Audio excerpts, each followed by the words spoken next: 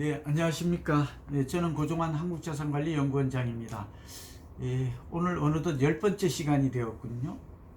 최근 많이 구독자가 좀 늘었습니다. 또 여러분들의 그 열화와 같은 성원에 힘입어서 저도 좀 힘을 내서 더 유익하고 알찬 방송이 되도록 최선을 다하겠습니다. 오늘은 뭐 10번째 의미 있는 그런 시간인데다가 마침 어제 정부가 전세 안정 대책을 발표했죠. 서민 중상층 주거 안정 지원 방안이라는 이름으로 발표를 했습니다. 그래서 오늘 뭐 조선일보나 매일경제나 이렇게 주요 일간지에 저도 멘트가 나오고 또 여러 가지 평가 또 예측 이런 얘기들이 함께 실렸습니다. 여기에 대해서 좀 앞으로 어떠한 학업 효과가 예상이 되고 그리고 우리는 또 어떻게 해야 되는가. 마침 또 다른 기사를 보니까 지금 20대 내에서 30대, 그러니까 밀레니얼 세대죠. 이 세대가 가장 주택을 많이 사는 것으로 되어 있어요. 그래서 좀 아쉬운 얘기인데 전세값과 집값이 지금 더 오르고 있습니다. 최고치를 기록했습니다. 그러니까 전세는 8년 만에 최고 기록을 지금 하고 있고 또 집값도 사상 최고의 기록을 동시에 기록하고 있고 20, 30대는 지금 불안 심리로 인해서 묻지마식 내 집 마련, 그러니까 주택 마련 대열에 함께 했다라고 볼 수가 있죠.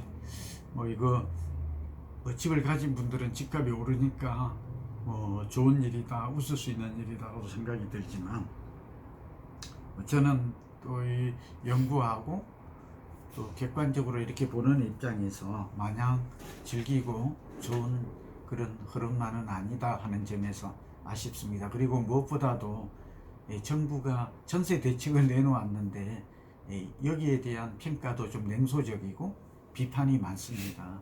이 방송을 혹시 정부나 관계자가 들으시면 좀 심기일전한다고 그럴까요? 저는 정책의 대전환이 필요하다 하는 얘기를 미리 드립니다. 우선 3단 개전을 대책이 나온 내용을 핵심 내용을 파악하고 분석하고 그리고 어떤 영향을 줄 것인지 예측하고 그리고 또 우리는 어떻게 해야 하는지 전략하는 순서로 이렇게 진행하겠습니다. 정부가 어제 발표한 내용은 2022년 그러니까 2년간이죠. 주택 공급을 총 11만 4천호 4천 가구라고도 표현할 수 있어요. 를 공급하겠다. 서울이 3.5만 가구, 수도권이 7만 가구. 지금 수도권이 문제니까. 그래서 약 11만 5천 가구를 공급하겠다라고 하는 게 핵심 내용입니다. 총량적 목표는 그렇게 나왔고요. 조금 세분화해서 보면 기존 임대주택 공실, 그러니까 기존에 임대주택이 많이 있었어요. 근데 이게 공실이 난 게 있죠. 그게 약 3만 9천 호 정도 됩니다. 이걸 이번에 새로 내놓겠다. 자, 그러니 이거고 이제 하나씩 보고 또 얘기를 하죠. 오피스텔 빌라 등을 매입해서 이걸 매입 임대라고 그러죠. 해서 약 4만 4천 호를 또 공급하겠다. 그 다음에 상가, 오피스, 관광 호텔 얘기가 나와서 관심을 끌었었죠. 리모델링. 그러니까 이런 것들은 이제 원룸에 해당이 됩니다. 이걸 약 1만 3천 호 정도 공급하겠다. 그 다음에 전세 임대로 새로 이게 18,000호를 공급하겠다. 이런 내용으로 해서 11만 4,100호라고 되어 있습니다. 제가 약 11만 5천호라고 얘기를 했죠. 그런데 이렇게 한다는 것이 가장 핵심적인 내용이 되겠습니다. 근데 여기서 이제 아파트가 얼마인가 따져봤더니 서울에서 공급되는 아파트 물량은 약 3,500 가구 정도 됩니다. 그러니까 11만 4천호 중 아파트가 약 3,500 가구에 불과하다. 지금 이걸 하나 알 수 있고요. 이제 문제점이죠. 두 번째는 그러니까 사람들은 아파트 전세를 선호하는데 실제 공급은 아파트는 몹시 부족하다. 두 번째는 이 아까 말씀드렸지만 3만 9천 호가 기존의 임대주택에 공실 난 것들이에요. 무슨 말이죠? 이미 공급이 된 거예요. 근데 외면한 것이죠.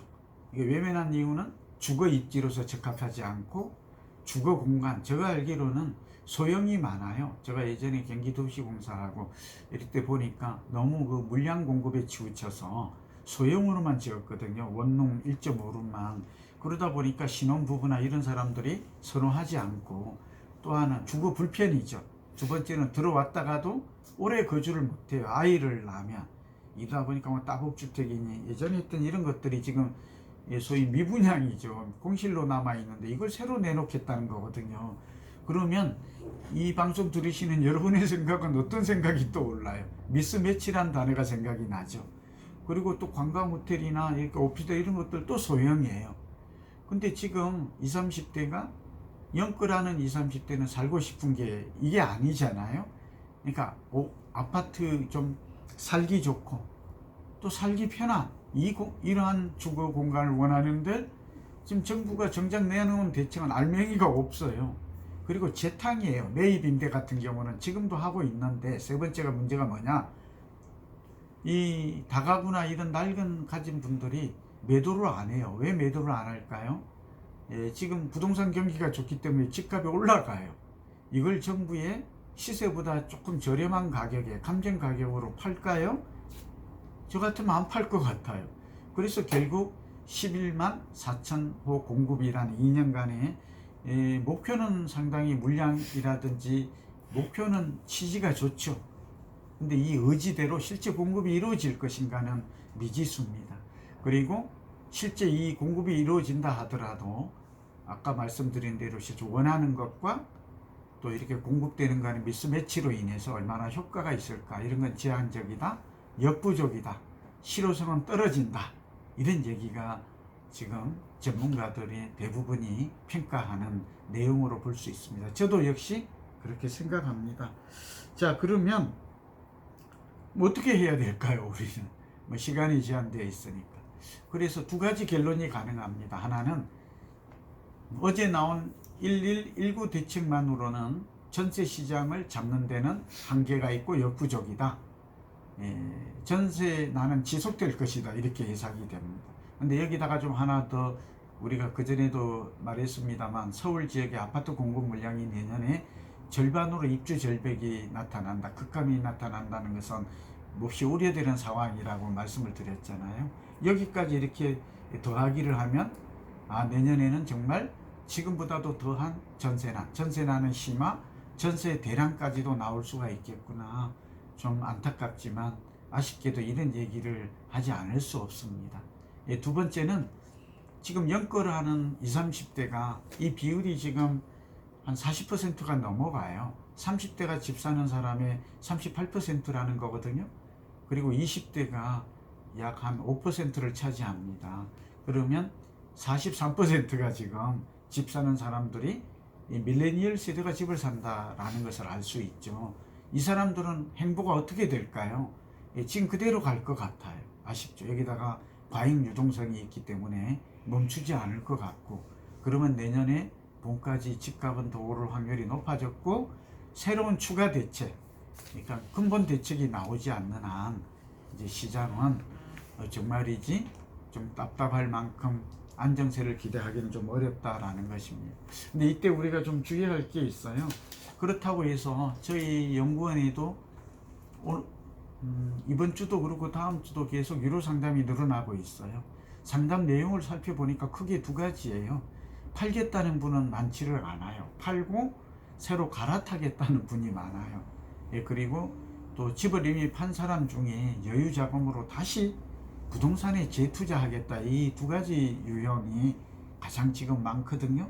이게 시사하는 바가 있죠. 느껴지시죠? 역시 부동산에 팔고 떠나겠다라는 게 아니라 좋은 주택으로 갈아타겠다, 그리고 여유 자금이 있다면 다시 부동산에 재투자하겠다, 지금 이런 분들이 늘어나고 있어요. 그래서 전략입니다. 이 전략은 살집 팔집이 아주 잘 나와 있어요.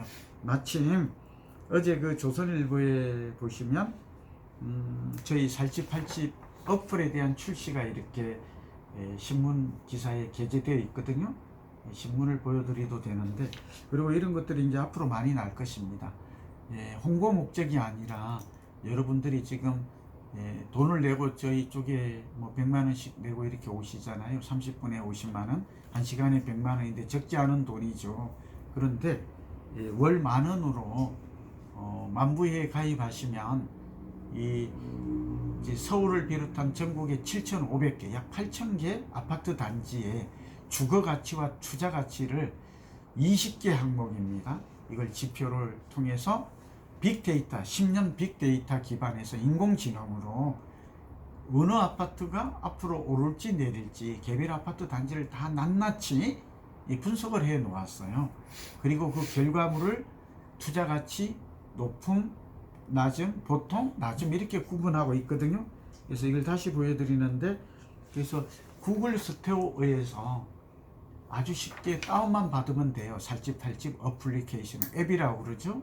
받아서 여기 저희 들어오시게 되면 간단한 로그인만 하셔도 이 전국에 약 8,000개 아파트 단지, 서울이 다 거의 되어 있죠. 이것들의 주거 가치와 투자 가치 등급을 보고 또 거기 또 친절하게 가격 예측 확률까지도 지금 제공하고 있어요. 이걸 보시고 판단하시면 답이 된다. 이 고민, 여러분 새로 아파트를 사거나 또 팔고 갈아탈 때도 이걸 좀 참고하시면 도움이 될 것 같고요. 제가 여기 한 가지만 더 보태면 가투비 있어요. 그래서 저희는 슈퍼 아파트와 보통 아파트와 좀비 아파트를 구분하거든요. 그러니까 슈퍼 아파트로 갈아타면 됩니다. 집 팀장 이게 얼마죠? 9만 원 되니까 연 9만 9천 원 부가세까지 되니까 이걸로 가입하셔도 되고, 또 이걸 가입하신 분은 상담료가 30% 이렇게 할인이 됩니다. 그만큼 혜택이 있죠.